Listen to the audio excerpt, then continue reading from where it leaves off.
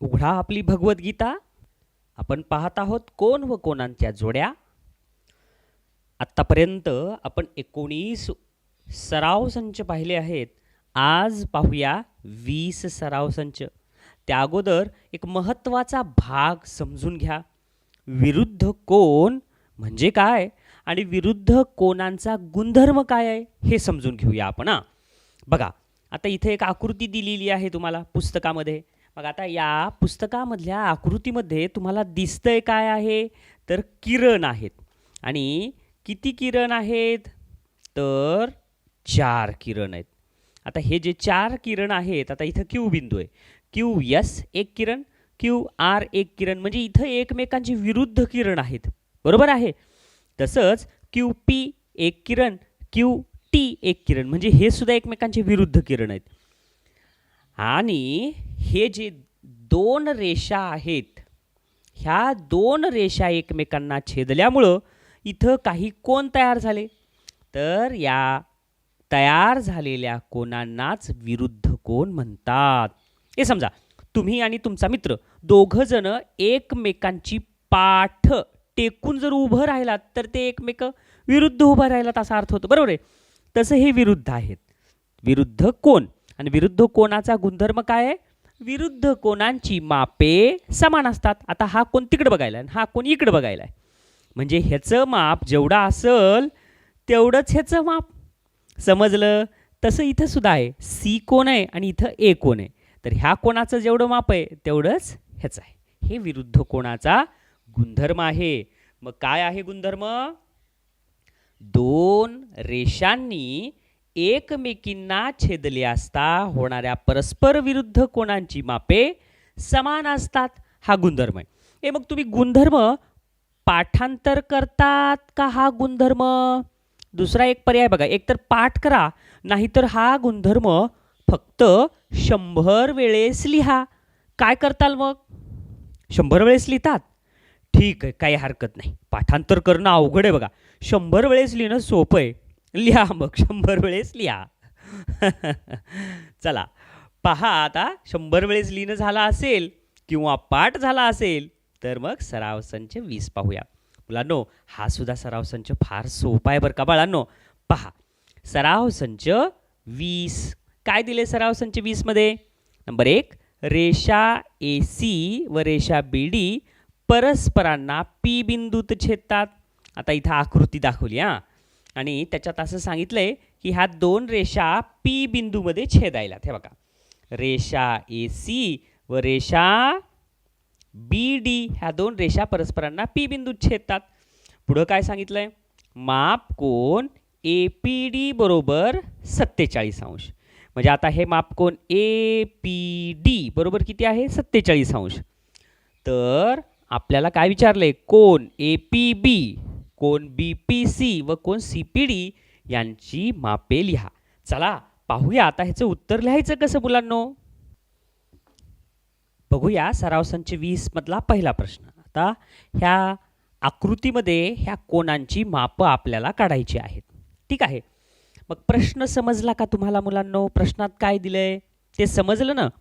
चला तर बघा, आता सगळ्यात पहिल्यांदा उत्तराची सुरुवात कशापासून करायची तुम्हाला माहितीच आहे. काय लिहायचं सगळ्यात सुरुवातीला, दिलेली माहिती. मग आता दिलेल्या माहितीत काय दिलंय, कोण ए पी डी बरोबर 47 अंश. माप कोण ए पी डी बरोबर किती अंश दिलेला आहे, 47 अंश. मग आता या मापाच्या आधारे आपल्याला उरलेल्या कोणाचं माप काढायचं आहे. मग आता इथं म्हणलंय कोण बी पी सी काढा. बी पी सी, अरे कोण ए पी डी आणि कोण बी पी सी हे एकमेकांच्या विरुद्ध आहेत, म्हणून हे तर एकरूपच झाले. आलं का लक्षात. मग इथं लिहायचं, पण कोण ए पी डी व कोण बी पी सी, बी पी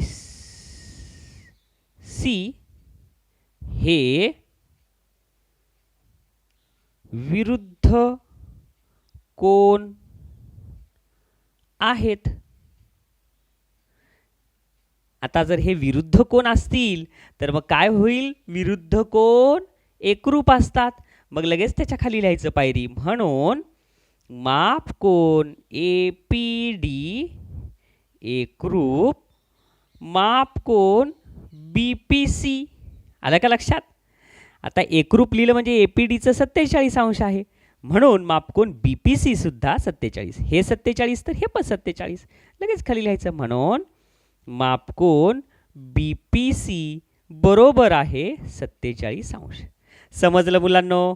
आता आपल्याला एका कोणाचं माप काढता आलं. आता कोण एपीबीचं काढू. कोण एपीबीचं काढूया.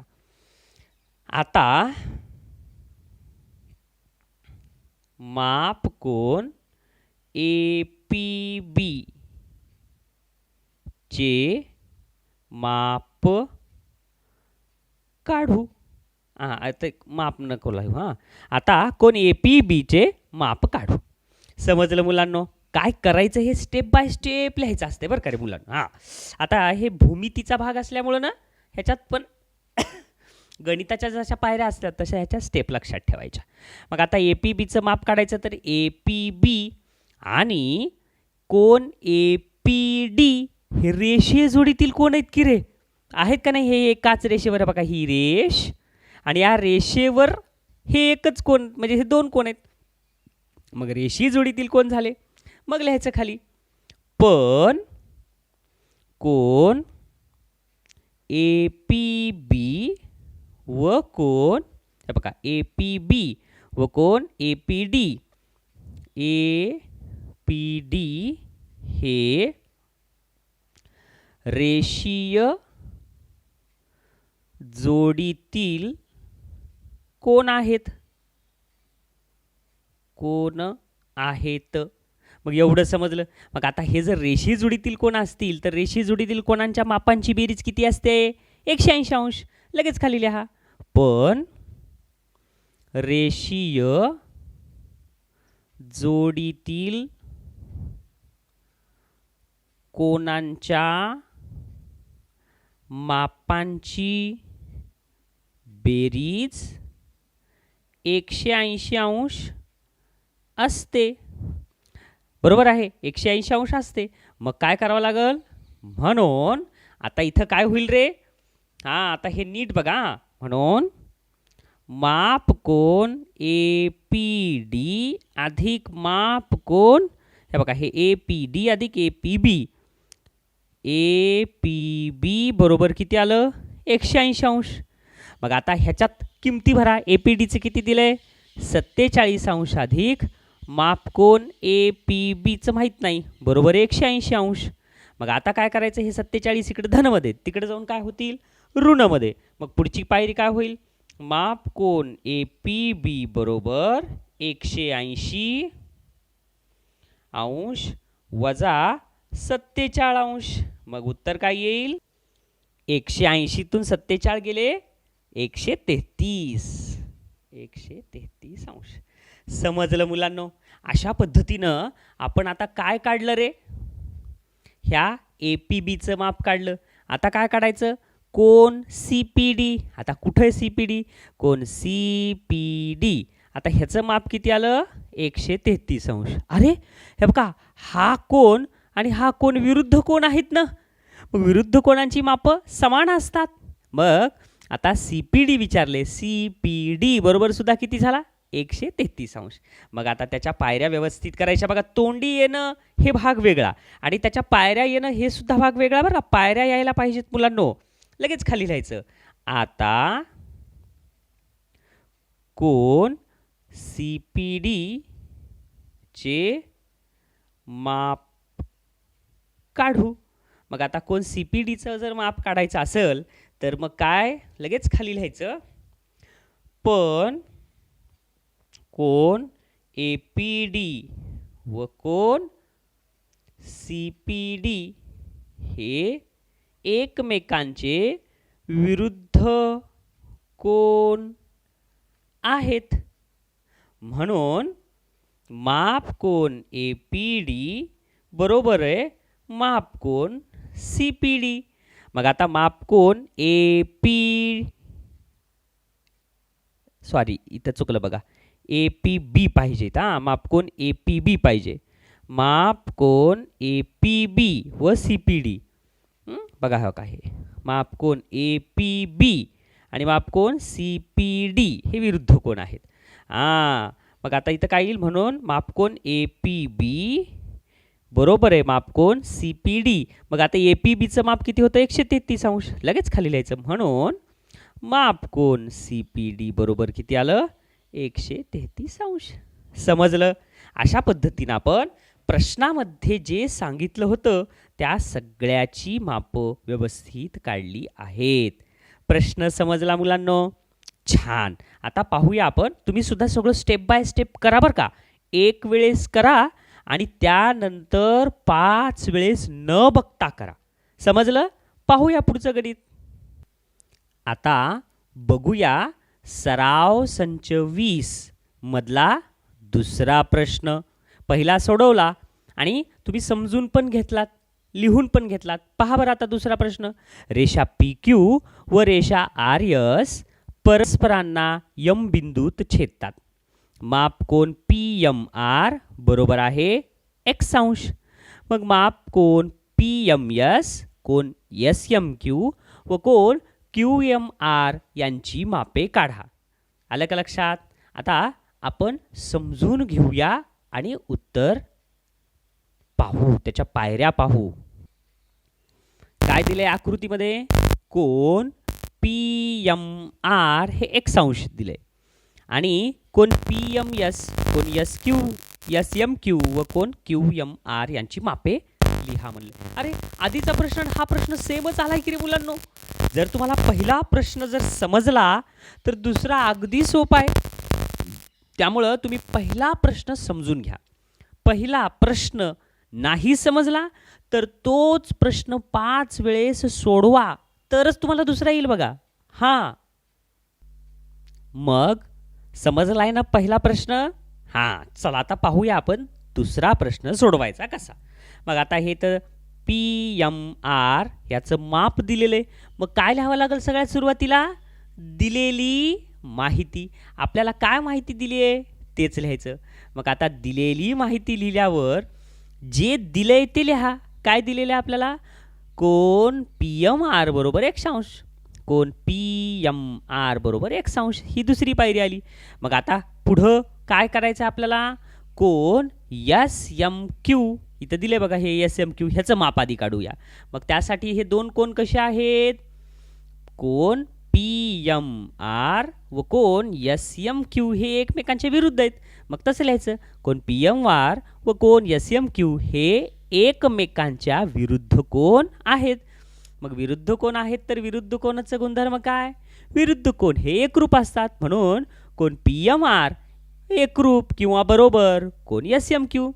मग आता पी एम आरचं माप तर एक्स अंश होतं. मग बरोबर म्हणजे काय? सारखेपणा. बरोबर आहे. इथं 9 आणि इथं 9 असेल तर बरोबरचं चिन्ह, इथं 10 आणि इथं 10 असेल तर बरोबरचं चिन्ह येतं. हे माहिती ना तुम्हाला? इथं 100 आणि इथं 200 असेल तर बरोबरचं चिन्ह येतंय का? नाही. मग पी एम आर हे एक्स अंश आहे, मग हे बरोबर आहे. मग एस एम क्यू सुद्धा किती आलं? एस एम क्यू सुद्धा किती आलं? मग एक्स अंश. मग खाली लिहायचं, म्हणून एस एम क्यू सुद्धा किती आलं? एक्स अंश. समजलं?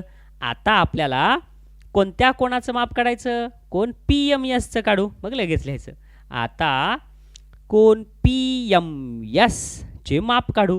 मग आता बघा, कोन पी एम एस आणि कोन पी एम आर हे तर रेषीय जोडीतील कोण आहेत, दिसायले तुम्हाला. हे बघा, कोन पी एम एस व कोन पी एम आर हे रेषीय जोडीतील कोण आहेत? एकाच रेषेवर आहेत बघा, इथून इकडंच आहेत ते. मग एकाच रेषेवर आहेत म्हणून रेषीय जोडीतील. मग रेषीय जोडीतील कोणाचा गुणधर्म काय? दोघांच्या मापांची बेरीज ही 180 अंश असते. मग कोणते कोणते कोण 180 अंशाचे आले? कोन पी एम एस अधिक कोन पी एम आर ह्या दोघांची बेरीज 180 अंश. हे इथं मांडणी केलं. मग आता तशी मांडणी झाली की लगेच पुढची पायरी काय येईल? कोन P M S P M आरचं तर एक्स अंश दिले म्हणून एक्स अंश बरोबर 180 अंश. आता हे एक्स इकडं अधिकमध्ये तिकडे जाऊन काय होतील? वजामध्ये. मग पुढची पायरी काय येईल? कोन पी एम यस बरोबर 180 वजा एक्स अंश. आता बघा 180 मधून एक्स हे वजा होतंय का? नाही होत. म्हणून ह्याचं उत्तर काय आहे? तेच येईल उत्तर. म्हणून कोण पी एम यस बरोबर 180 वजा एक्स अंश. बघा कोण पी एम यस बरोबर किती आलं? हे 180 वजा एक्स अंश हे त्याचं उत्तर आलं. आता हे जर उत्तर आलं, मग आता मला सांगा एका कोणाचं माप तुम्हाला कळालं ह्याचं 180 वजा एक्स या कंसाचा अंश हे उत्तर आलं. तर ह्याचा विरुद्ध कोण आहे? हे म्हणजे ह्याचंच माप एवढं असेल तर ह्याचं सुद्धा तेवढंच असेल. मग पुढची पायरी फार सोपी आहे. आर एम क्यू किंवा क्यू एम आरचं माप आता काढायचं. मग लगेच लिहायचं पुढची पायरी कशी लिहावं लागेल. आता क्यू एम आरचे माप काढू. मग पुढं लिहायचं कोण पी एम एस व कोण क्यू एम आर हे एकमेकांचे विरुद्ध कोण आहेत. दिसले का तुम्हाला? हे बघा मी आत्ताच सांगितलं कोण पी एम एस व कोण क्यू एम आर हे एकमेकांच्या विरुद्ध कोण आहेत. मग विरुद्ध कोण जर असतील तर काय होईल? त्यांचे माप समान असतात. म्हणजे हे कोण बरोबर आहे, हे कोण, दोघांची माप समान. बरोबर म्हणजे सारखेपणा. मग लगेच लिहायचं क्यू एम आर म्हणून क्यू एम आर ह्याचं माप किती आहे? P M S. P M एसचं किती आलं? हे बघा हे पी एम एसचं किती आलं? 180 वजा एक्स अंश. म्हणून क्यू एम आरचं सुद्धा कंसामध्ये बरं का, कंसात 180 वजा एक्स अंश होय. समजलं मुलांनो? अशा पद्धतीनं हे दोन्हीही गणितं तुम्हाला समजावून सांगितलेले आहेत. फार म्हणजे फार सोपे आहेत. त्यामुळं तुम्ही ह्याचा छान अभ्यास करा आणि परीक्षेत जर आलं तर बिलकुलही चुकू नका बरं का मुलांनो. तुम्हाला अभ्यासासाठी खूप शुभेच्छा. बेस्ट ऑफ लक. ग्रहपाठ पण पूर्ण करा. फेर वहीमध्ये एक वेळेस आणि रफ वहीमध्ये हे दोन्ही गणितं 5-5 वेळेस पूर्ण करा. तुम्ही हा भाग पाहण्यासाठी वेळ दिलात त्याबद्दल तुमचे धन्यवाद.